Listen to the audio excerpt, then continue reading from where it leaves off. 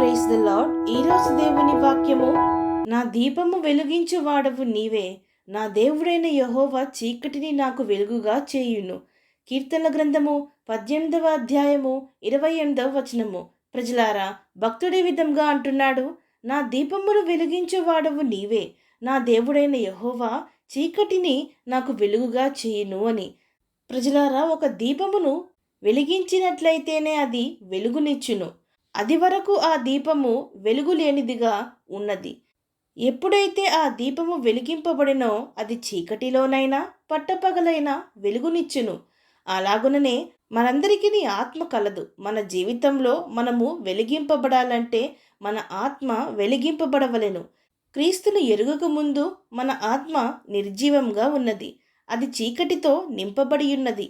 గనుక మనము ఆత్మానుసారులుగా కాక శరీర క్రియలు జరిగిస్తూ శరీరానుసారులుగా చీకటిలోనే జీవించాము. కానీ ఎప్పుడైతే మన యేసుక్రీస్తు ప్రభువు మన జీవితాలను ముట్టెనో, ఆయన మనల్ని ఎన్నుకొనెనో, మూయబడిన మన యొక్క మనోనేత్రములు వెలిగింపబడి, లోపట ఉన్న ఆత్మ దేవుని చేత వెలిగింపబడి, నిర్జీవముగా ఉన్న ఆత్మ జీవమును పొందుకొని, చీకటిలో బ్రతుకుతున్న మన జీవితాలకు కూడా వెలుగునిచ్చి, ఆత్మానుసారులుగా దేవుని సొత్తైన ప్రజగా, దేవుని బిడ్డలుగా ఈ లోకంలో జీవించున్నట్లుగా ప్రభువు బిడ్డలుగా మనం మారితిమి. ప్రజలారా, మన దేవుడు వెలుగు. ఆయనకు చీకటి అయినను చీకటి కాకపోవును. అందుకే భక్తుడైన దావీదు అంటున్నాడు, నా దేవా, నా దీపము వెలిగించినది నీవే, నా జీవితమును వెలిగించినది నీవే, నా జీవితంలో ఉన్న చీకటిని నీవు వెలుగుగా మార్చుదువు అని. ప్రజలారా, మన జీవితంలో ఉన్న పాపమనే అంధకారము తొలగిపోవాలన్నా, చీకటి క్రియలు, అపవాది క్రియలు అన్న చీకటి తొలగిపోవాలన్నా, ఒంటరితనం అనే చీకటి తొలగిపోవాలన్నా, భయమనే చీకటి తొలగిపోవాలన్నా, తేజోమయుడైన నిత్య వెలుగైన మన యేసుక్రీస్తు ప్రభువును మన జీవితంలో అంగీకరించి ఆహ్వానిస్తే, మన గాఢాంధకారమును, చీకటిని తొలగింపజేసి తన ముఖకాంతిని మన మీద ప్రకాశింపజేసి, మనము ఇక నెన్నడూ చీకటి వారంగా కాక వెలుగు సంబంధులై వర్ధిల్లునట్లు మనల్ని ప్రభువు మార్చును. అలాగుననే మనము గాఢాంధకారము వంటి పరిస్థితుల్లో కొన్నిసార్లు నడవవలసి వచ్చును. అయితే అప్పుడు మనము భయపడవలసిన అవసరము లేదు. ఎందుకనగా మన ప్రభువు మనకు తోడుగా ఉన్నాడు గనుక.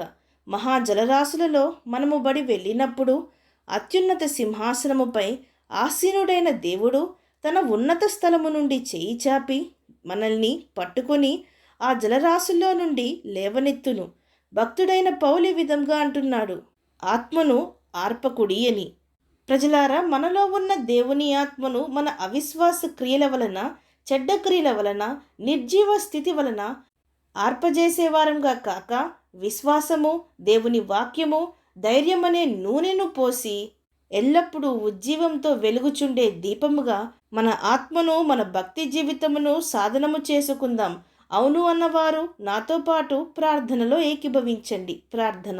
పరిశుద్ధుడా, ప్రేమగల తండ్రి, ఈరోజు మీరిచ్చిన ఈ వాక్యమును బట్టి మీకు స్తోత్రములు. దేవా, మీరు మాకిచ్చిన ఈ ఆత్మను ఆర్పి క్షీణింపజేసి చీకటిలోనికి త్రోసివేసి, చచ్చిన స్థితిలో మా మనస్సాక్షిని, మా జీవితమును, ప్రాణమును, మా ఆత్మను పెట్టక మా చీకటి జీవితాలను వెలిగించే దేవుడు ఉన్నాడు, మా ఆత్మను వెలిగించే దేవుడు ఉన్నాడు అని విశ్వసించి మిమ్మును మా జీవితంలోనికి ఆహ్వానించి మా హృదయ సింహాసనముపై ఆసీనుడై మా బ్రతుకుల్లో నిత్య వెలుగుని నింపమని వేడుకుంటూ సమస్త మహిమాగణతులు మీకే చెల్లిస్తూ ప్రభువైన యేసుక్రీస్తు నామం పేరట అడిగి వేడుకొంచున్నాం పరమ తండ్రి.